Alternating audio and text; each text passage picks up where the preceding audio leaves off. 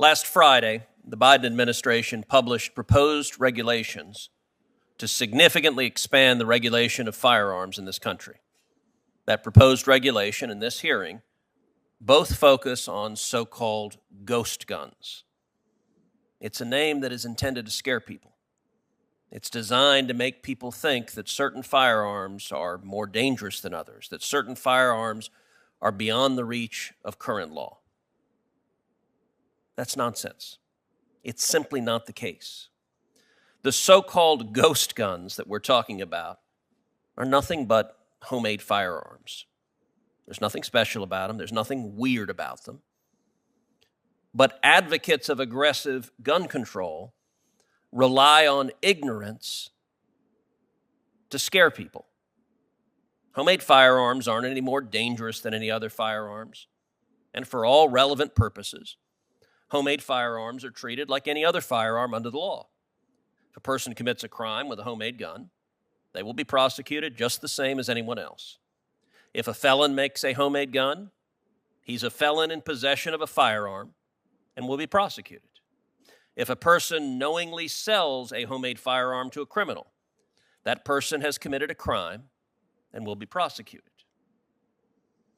Chairman Blumenthal observed that, quote, "We have no reliable metric as to any connection between crime and homemade firearms." That's another way of saying there are zero data, no evidence whatsoever that this is contributing to crime at all. This is a made-up problem. And yet here we are having a congressional hearing pretending that so-called ghost guns are a major issue. They aren't.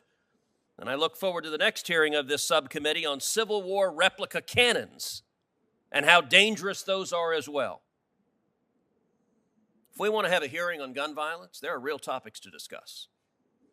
Gun violence and violent crime is a real problem in this country. It's not the made-up problem of ghost guns, but in 2020, gun violence soared to rates not seen in 20 years, with over 19,000 people killed by homicides and unintentional death, not including suicides.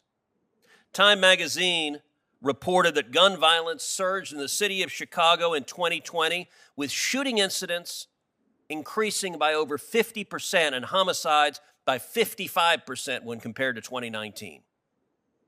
New York, the 2020 murder rates increased by 37.3% and by 37.5% in Philadelphia compared to 2019 rates. These cities, of course, all have things in common. They're all run entirely by Democrats.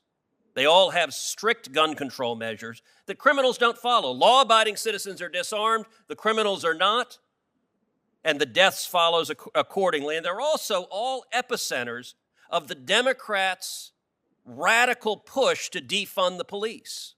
This committee has confirmed one senior official at the Department of Justice who's advocating defunding the police, and this committee is preparing to move forward on a second senior official at the Department of Justice who's advocating defunding the police. If Democrats want to stop gun violence, let's have a hearing on how the move to defund the police is causing more homicides. Let's have a hearing on how gun control proposals are making people more vulnerable to violent crime and how they failed the big city Democrat cities. That actually would be a hearing focused on crime and stopping it, and not instead a made-up topic of ghost guns.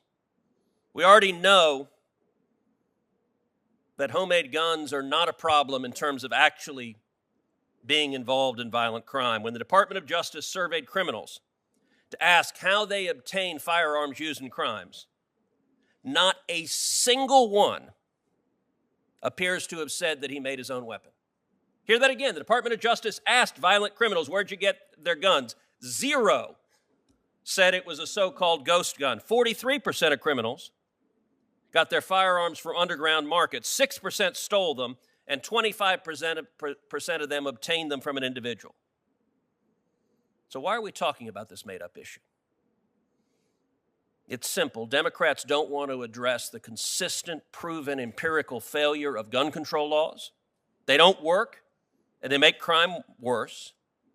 But they also want to scapegoat law-abiding citizens.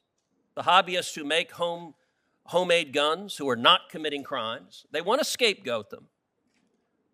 But the real issue is in something Chairman Blumenthal made several references to. He referred to these guns as untraceable, and that term was meant to be ominous. That's what this is all about. The Democrats on this committee want to trace every firearm in America. They want a registry of every firearm in America. They want a government list of what guns there are, who owns them, how many they own them, and inevitably, when you see countries enact registries of firearms, the next step is confiscation, and numerous Democrats on this committee have advocated for confiscating firearms.